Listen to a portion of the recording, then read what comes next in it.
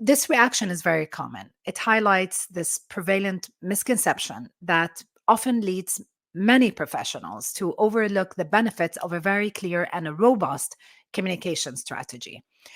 A comprehensive communication strategy for personal branding, it involves a lot of elements such as messaging framework, content calendar, media relations plan, social media tactics, partnerships, collaborations with others.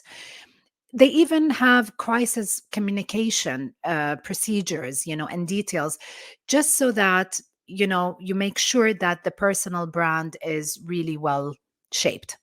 So it's very important to note that this strategic approach, it's not exclusive to organizations only. It is equally applicable and beneficial for an individual as well. So always remember, it's your brand, it's your story. This is Let's Make Waves podcast. I'm your host, Rana Al-Basri Marwad, and I believe that we're all here to make waves. I created this podcast to help you build your brand by sharing with you tools, resources, and strategies to gain professional authority for better business opportunities. If you want to get unstuck, you've come to the right place. Let's get started. I recently had a conversation with a client, a senior executive in a C suite position, who was keen on fortifying his position as a go to expert thought leader in his industry. The discussion revolved around the importance of doubling down on a robust communication strategy tailored specifically for him. To put it simply, a communication strategy is a detailed plan. It outlines how this organization effectively communicates with its target audience. So it encompasses the identifying key messages, selecting appropriate communication channels, divesting tactics for effective or efficient message delivery. Consideration is given to the audience needs, preferences, and communication habits. So, along with the organization's objectives and available resources, these two have to be balanced. So, a well crafted strategy can significantly contribute to achieving goals, whether it is whether it's increasing brand awareness, driving sales, shaping public opinion, whatever it is. So as I was explaining the benefits of taking the time to put together a communication strategy for him, he quickly interrupted, expressing that he didn't really perceive himself as complex as just like an organization, and believed that in his particular case, publicity, PR would suffice. This reaction is very common. It highlights this prevalent misconception that often leads many professionals to overlook the benefits of a very clear and a robust communication strategy. A comprehensive communication strategy for personal branding, it involves a lot of elements such as messaging framework, content calendar, media relations plan, social media tactics, partnerships, collaborations with others. They even have crisis communication procedures, and details, just so that you make sure that the personal brand is really well shaped. So it's very important to note that this strategic approach, it's not exclusive to organizations only. It is equally applicable and beneficial for an individual as well. So always remember, it's your brand, it's your story.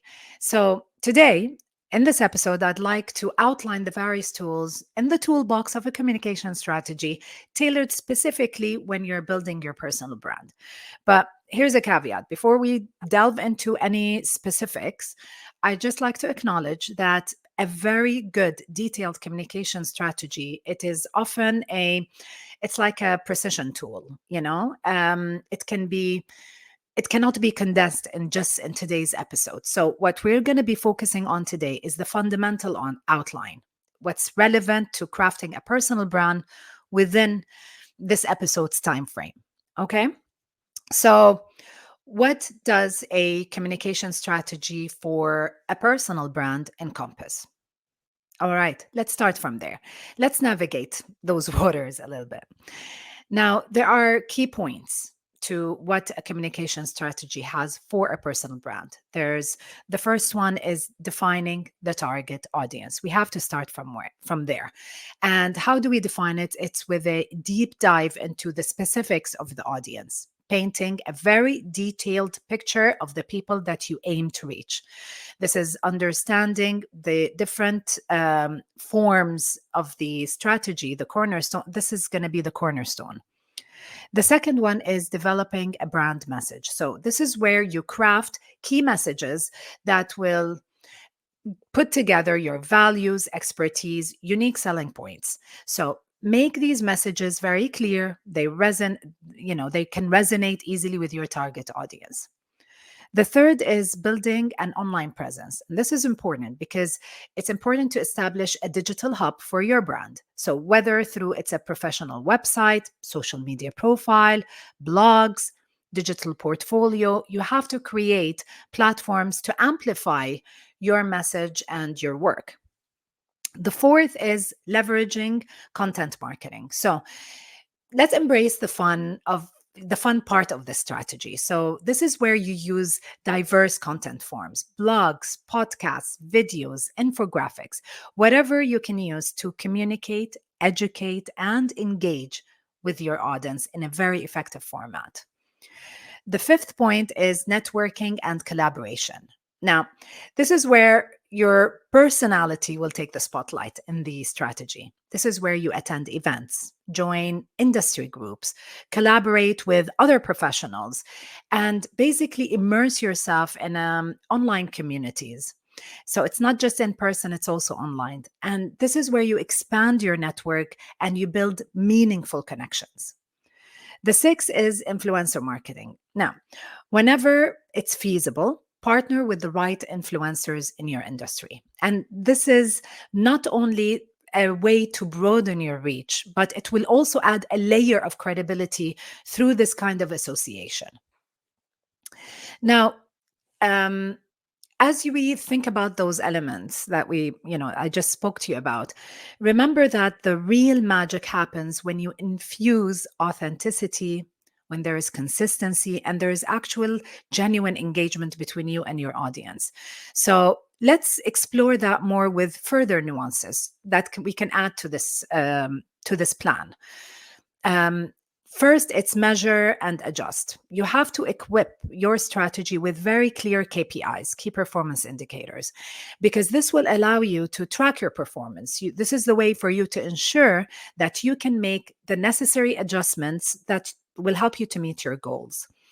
Another point, it's testimonials and reviews.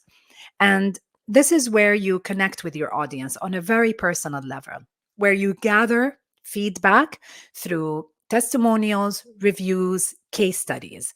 And it's not only a way to build credibility, but it's also to build and to foster that trust between you and between your audience. Okay, so while all of these points that I've just mentioned, they become the backbone of your communication strategy, it's important to consider some other essential elements that can sometimes be overlooked. So those additional elements could be for example, authenticity and consistency. And this is where you need to double down, where you can infuse your brand with authenticity. Be genuine, be consistent, avoid any kind of false claims or any kind of misleading messages. Another point that could be ignored or forgotten would be the cross channel consistency. So, this is where you maintain consistency across all the channels and all the platforms that you're using. And this is where your brand should resonate seamlessly, regardless where your audience are engaging with you. And, on the point of engagement, another point that is sometimes forgotten is the active engagement. And this is where you're present, you're active on your platforms, you regularly engage with your audience, you respond to any kind of feedback, answer any questions promptly. I'd like to include also storytelling techniques. techniques. And this is where you harness the power of storytelling when you're communicating your personal brand.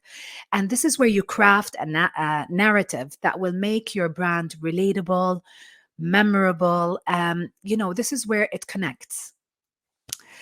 Um, as I wrap up this episode, I really hope that it kind of provided you with some kind of clarity on crafting a communication strategy, in the sense that it's an outline, for your personal brand.